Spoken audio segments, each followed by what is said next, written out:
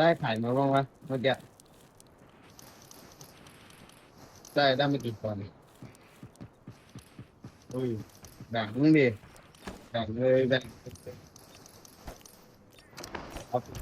เอาให้หมดเลยเหรอนี่เพื่อนมานี่เ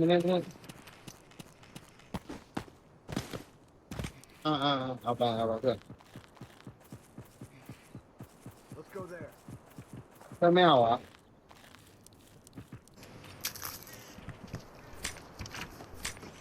ระวังแม่งมาเสียบเหล็กเอาไว้แถวเนี้ยไอ้เหี้ยอันตราย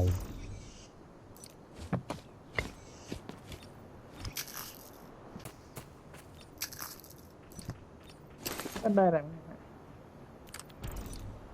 ไม่เห็นเพื่อนเก็บเลย